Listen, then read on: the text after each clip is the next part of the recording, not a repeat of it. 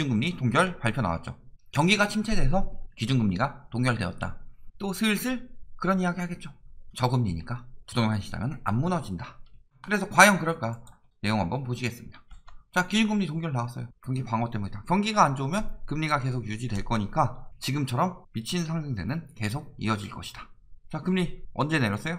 코로나 터지면서 3월 16일 0.5%포인트 내리고 그 다음에 0.25%포인트 내리고 그 전에 사실 전년도에 두 차례 인하했죠. 이것은 미중 무역 전쟁 때문에. 그러니까 그 전까지 올리고 있는데 추세상 떨군 게 아니라 경기 위기 때문에 떨군 거죠. 그러니까 경제 위기 때문에 떨군 거는 저게 굉장히 호재가 아닌데 굉장히 호재인 것처럼 이야기한다. 경기 방어에 초점 맞췄다. 그러면 또 저기 카페 같은 데서 경기 살아난다고 하는데 오히려 기준금리 안 올렸으니까 집값 계속 오를 것이다. 얼쑤절쑤 하고 있는 거죠. 과연 그럴까 계속. 근데 기준금리만 보면 안 되죠. 문제는 시중금리가 오르고 있다는 거죠. 자, 일단은 마통 금리 쭉 올리고 있죠. 그리고 가계대출 금리도 두 달째 상승이다. 예금은 아직 변동 없는데. 자, 그러면서 코픽스 금리가 오른 영향 등으로 전월 대비 뭐 올랐다라고 하는데 9월 올랐는데 두 달 연속이면요. 그럼 8월엔 코픽스 올랐나요? 코픽스 떨어지는데도 불구하고 대출금리 올랐다. 이런 이야기 했었죠. 자, 그렇다면 이 금리가 왜 오를까요? 아니, 기준금리가 그대로인데 시중금리는 왜 올라요? 제가 이거에 대해서 여러 가지 방면으로 설명 많이 드렸었죠. 그러면서 지금 무슨 얘기가 나오기 시작해요? 금리가 오르니까 갈아타기 준비해라. 고정금리로. 고정금리에 어떤 사람들이 받는 게 좋아요? 저금리 때 장기 대출, 예를 들어 뭐 주담대나 이런 것들 고정금리로 해라. 왜냐면은 이만큼 더 비싸지만 장기간 상환해야 된다면 나중에 금리는 결국에 다시 오를 건데 갈아타기 준비 시작해라. 왜 갑자기 갈아타기 준비하라고 그래요? 저금리 평생 갈 것처럼 이야기하더니 2023년까지 미국이 금리 안 올린다고 하면서 그러면은 최대한 길게 봐야 되는 거 아니에요? 최대한 싸게 해가지고 한 2022년까지는 가져가라. 그리고 그때쯤 갈아타기 준비해라가 아니라 벌써부터 갈아타기 준비하라는 얘기가 나오죠. 물론 기준금리 인상을 고민하고 있다는 뉴스가 나올 때쯤 실행하는 것이 좋겠다. 뉴스가 나오기 전에 원래 실행하는 게 더 좋은 거죠. 근데 왜 벌써 이런 이야기가 슬슬 나와요? 금리가 오르고 있으니까. 뭐 국채 10년물 이런 거 이야기하고 있죠. 자, 그래서 보면은 금리가 왜 오르느냐. 금융채 5년이랑 6개월 평균 금리를 봤는데 금융채 금리가 오르고 있죠. 9월에 보면은 어떻게 됐어요? 장기 금리도 오르고 단기 금리도 9월 말까지는 해서 올랐죠. 그러니까 9월부터 오르기 시작했다. 근데 그 뒤에 뭐 조금 떨어졌다는 얘기 나왔죠. 마찬가지로. 그래서 10월에 조금 떨어졌죠. 0.01% 뭐 떨어졌다. 이런 이야기 있었죠.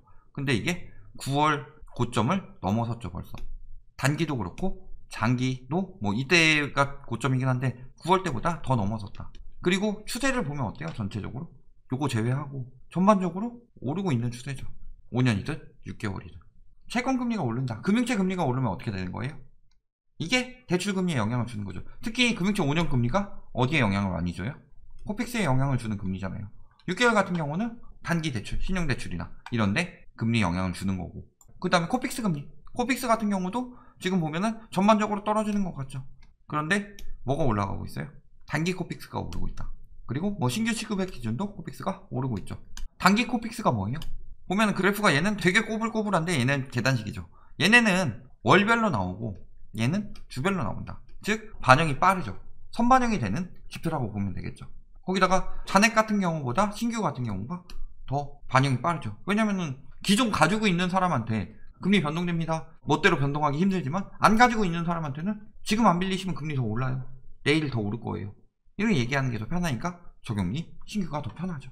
이런 식으로 다 오르고 있다. 주담대 금리도 잔액 기준 떨어진다고 떨어질 거다. 뭐 이런 식으로 이야기하는 데들 많은데 전체적으로 다시 이제 치고 올라가는 추세다. 얘가 먼저 올라가고 얘네가 따라갈 것이다. 국채금리도 전체적으로 빠진 사다가 다시 올라가는 추세죠. 그래서 결국에는 기준금리에 영향을 미치는 게 국채금리고 국채 10년물 보면은 계속 오르고 있다. 그러면 이번에 국채 10년물 계속 오르는데 기준금리 올렸어야 되는 거 아니에요? 1.4 정도에서 1.65 정도까지 갔으니까 0.25%라도 올려야 되는 거 아니에요? 근데 못 올린 이유가 있죠. 미국이 안 올리니까. 자, 근데 기준금리가 미국에서는 올릴 것이냐 안 올릴 것이냐 이걸 봐야 되겠죠. 근데 이번에 럼프형 가고 이든이 형이 당선됐는데 금리가 오른대요. 왜? 대규모 재정 확대를 하는데 그것을 뭘로 확대를 할 것이냐를 봤을 때 미국 국채 발행을 통해서 할 것이다 라는 거죠. 근데 국채 발행이 증가하게 되면은 가격이 떨어질 수밖에 없죠. 희소성이 떨어지는데. 자, 근데 국채는 가격과 금리는 반대로 올라간다고 그랬죠. 가격이 떨어지게 되면 금리가 올라가게 될 것이다. 금리가 올라가게 되면 어떻게 돼요? 지금 보면 미국 바이든 당선된 이야기 나오고서 우리나라 국채금리도 영향을 좀 받았죠. 그리고 미국 국채금리가 상승하게 되면은 예를 들어서 국채가 두 개가 있어요. 미국 국채가 1,000원에 팔고 한국 국채를 800원에 팔았다. 미국이 더 믿을만 하니까 더 비싸게 사겠죠. 근데 미국이 돈 엄청나게 푼다고 하면서 미국 국채가 700원까지 떨어져 버렸어요. 그러면 한국 국채가 800원에 팔면 팔리냐? 더 질 좋은 미국 국채가 700원에 파는데 그러니까 600원까지 떨구게 되는 거죠. 그럼 가격이 하락하게 되면 금리는 어떻게 돼요? 오른다고 그러죠. 국채금리가 오르면 어떻게 돼요? 시중금리 상승하게 되고, 시중금리가 상승하게 되면 대출금리가 상승하게 되는 것이다. 자, 그래서 채권금리 보면 어때요? 조금 오르는 추세였다가 지금 왔다 갔다 하면서 하다가 바이든 당선된다고 하니까 당선 거의 확정되니까 국채금리 튀었죠. 지금 조금 다시 했는데 이때 너무 많이 튀어서 조금 조정된 거고 국채금리는 계속 오를 것으로 보이는 상황이죠. 자, 그러면 아니 왜 미국에서 기준금리 올리는데 우리나라도 금리 올려야 돼요? 그러면 기준금리 높은 곳이랑 기준금리 낮은 곳이 있으면 돈이 어디서 어디로 흘러갈까요? 자, 기준금리가 높으면 뭐가 높아요? 예금 이자도 높고 대출 이자도 높죠. 그러면은 여기는 돈 빌리기 좋은 곳은 아니죠. 넣어놓기 좋은 곳이죠. 반대로 기준금리가 낮은 곳은 예금 이자도 낮고 대출 이자도 낮죠. 그렇다면은 여기는 빌리기가 좋죠. 넣어놓기는 안 좋다. 그렇다면 여기서 빌려서 여기다 넣어놓는다. 보통 이렇게 생각을 하게 되니까 돈이 어떻게 흘러요? 이렇게 흘러죠. 위험한 국가랑 안전한 국가. 위험한 국가에다가 돈을 넣어놨다가 파산하게 되면 날리는 거죠. 근데 돈을 빌렸어요. 이 국가가 파산하게 되면 예를 들어서 베네수엘라 이런 데다. 그러면은 여기 화폐 가치 엄청나게 떨어져 버렸다. 예를 들어 1달러에 그냥 뭐 계산하기 편하게 갑시다. 1000볼리바르다. 그랬는데 여기서 10만 볼리바르 빌려서 100달러 만들어가지고 안전한 미국으로 옮겼다. 근데 갑자기 여기 하이퍼 인플레이션 일어나면서 환율 급격히 치솟아서 10만 볼리바르가 됐다. 그러면은 1달러만 갚아도 되잖아요. 빌리기 좋은 곳이죠. 반대로 안전한 국가 같은 경우는 망할 일 없으니까 돈 넣어놓기 좋은 곳이고. 그래서 돈은 어디서 어디로 올라요? 위험한 국가에서 안전한 국가로. 그렇다면은 화폐가 안전하다라는 거, 이 나라의 화폐는 안정적이다 라고 나타내는 그것을 뜻하는 단어가 뭐예요? 그 나라 화폐는 안전하기 때문에 세계적으로 통용이 된다. 그래서 안전한 국가는 기축통화라고 부르죠. 기축통화는 세계적으로 인정을 받기 때문에 급격하게 하이퍼 인플레이션이 일어날 가능성이 굉장히 적죠. 반대로 기축통화가 아닌 곳이죠. 근데 우리나라는 기축통화 아니죠. 그러니까 일반적으로 위험한 국가에서 안전한 국가로 흐른다. 우리나라랑 미국을 비교해 봅시다. 자, 얘기했지만 우리나라는 비기축통화예요. 그리고 미국은 기축통화이기 때문에 동등한 조건이면 어디로 흘러가요? 이렇게 흘러가게 되겠죠. 그렇다면은 이렇게 흘러 들어가는 것을 막기 위해서는 어떤 조치를 해야 돼요? 우리나라가 지금 기축통화 하고 싶다고 해서 기축통화 돼요? 거기다 우리나라 같은 경우는 사실 전시국이죠. 전쟁 나면은 한순간에 다 날려버릴 수 있죠. 그러니까 이것을 안전한 국가로 만들어서 이거 돌리는 거는 힘들다. 미국도 또 안전한 국가고 기축통화니까. 그러니까 어떻게 해야 된다? 기준금리가 높은 곳이 돼야 되는 거죠. 그래서 미국에 비해서 기준금리는 우리나라는 항상 높게 만들 것이다. 근데 기준금리 너무 높여버리면 외국에 비해서 너무 높으면 또 그것도 안 좋죠. 뭐 외화는 들어오는데 이건 어차피 원금 나갈 거고 이자 같은 경우는 계속 내줘야 되니까. 그래서 적절하게 높은 수준으로 유지하는 거죠.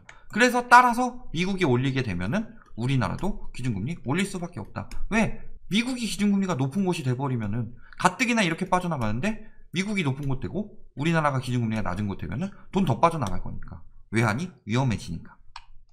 거기다가 은행들 지금 자금 확보하고 있죠. BIS 비율이 급격히 높아지고 있습니다. 왜? 바젤3 도입 때문에. 바젤3가 똑같이 자기 자본 비율 뭐 이런 거 똑같이 가더라도 이제 과거가 아니라 미래 대비까지 다 해놔야 되는 거죠. 그러니까 똑같은 게 아니죠, 사실. 현재보다 미래에 대한 자금을 더 많이 확보해 놔야 된다. 그래서 우리나라뿐만이 아니라 도입되는 나라들 다 지금 뭐 전 세계적으로 도입되지만 시기엔 차이는 있을 것이고 다 먼저 확보해 놓고 그렇게 따지면 어떻게 돼요? 아무래도 은행 안전한 곳에 돈 넣어놓고 싶겠죠. 그러니까 자기 자본 비율 길을 쓰고 확보하는 거죠. 거기다가 지금 그러니까 가계대출 총량 제한 들어가는 거죠. 코픽스 하락했는데 총량 제한 들어가서 안 빌려줘요. 그러면서 DSR 규제 들어가죠. 30일부터 들어가는데 지금 뭐 23일부터 조기 적용하는 데들 많죠. 왜? 빌려줄 만큼 빌려줬다. 더 빌려주면은 우리 은행의 신용도가 떨어진다. 그러니까 안 빌려주는 거예요. 또 저기 규제 들어간다니까 그 전에 미친듯이 빌리니까 신용대출 다음 주부터 막혀요. 왜? 원래는 30일부터죠. 근데 벌써 막는 데도 많죠. 30일보다 앞서 다음 주를 진행할 예정이다. 2조 정도 생각하고 있었는데 갑자기 이거 DSR 규제 들어간다니까 그 전에 빌리자 상황이 나타나죠. 효과가. 그러니까 어떻게 되는 거예요? 잔고가 없어요. 은행에 돈이 없어서 못 빌려주는 거죠. 빌려줄 수 있는 돈은 요만큼 하고 한도를 정해놨는데 원래는 이거를 한 달 정도 빌려주려고 그랬는데 갑자기 사람들이 몰려서 생각보다 빨리 빠져요. 20일 만에 빠져버렸어. 그러면은 더 못 빌려주는 거죠. 거기서 더 빌려주면은 은행의 신용도가 떨어지니까 위험도가 높아지니까. 결론 어떻게 돼요? 기준금리는 고정됐더라도 채권금리 상승으로 금리 오르고 있죠. 시중금리는 오를 것이다. 그 다음에 은행권에서 규제 들어가고 있다. 자, 은행권 규제가 들어가는데 지금은 일단은 대출을 미리 막는 걸로 들어가는데 나중에 점점 더 자기 자본 확보하려면 어떻게 해야 돼요? 예금금리도 높이고 대출금리도 높여야죠. 왜냐면은 대출금리를 높이면은 빨리 상환을 할 테고 예금금리 높이면은 저금을 할 테니까 그러면은 자기 자본 비율이 높아지더라. 그래서 결국에 거품시장 때 쭉 은행 돈 빠지다가 나중에 끝 무렵쯤에 은행에서 돈 회수하기 시작하죠. 그게 너무 늦어지면은 그 타이밍 못 맞춰서 늦어진 게 리만 브라더스 은행이었고 그렇다면은 이것도 금리를 올릴 수 있는 여건이 되는 것이다. 그 다음에 기준금리 같은 경우도 이번에 바이든 당선되면서 미국에서 빨리 올릴 가능성도 생기고 있죠. 아무래도 지금 뭐 경제 상황 더 안 좋아져서 뭐 기준금리, 저금리 더 연장할 수도 있다 이런 얘기도 나오고 있고 반대로 더 땡길 수도 있다 이런 이야기도 나오고 있는데 다른 건 둘째치고 적어도 바이든이 트럼프보단 빨리 올릴 거다. 자산시장 거품 경계하고 있고 자산시장 거품을 경계하는 법안들도 만들어내고 있기 때문에 자산시장 거품이 많이 쌓여있는 것을 그냥 지켜보진 않을 것이다. 왜냐면 터지면 대공황이니까. 적어도 트럼프보다 먼저 올릴 것이다. 이런 부분을 전체적으로 생각을 해봤을 때 그 기대감으로 국채금리도 오르고 있죠. 따라서 기준금리는 동결이 되더라도 이미 지금 내릴 만큼 내렸고 시중금리는 그래서 다시 금리가 반등되고 있는 상황이다. 그런데 문제는 영끌을 무리하게 들어간 사람들이 많죠. 영끌을 무리하게 이렇게 많이 들어갔으면 어떻게 돼요? 금리가 영향을 주는 거는 영끌 수요들이고 세금이 영향을 주는 거는 투기 수요들이죠. 그러니까 영끌 수요들이 점점 더 위험해지게 될 것이다.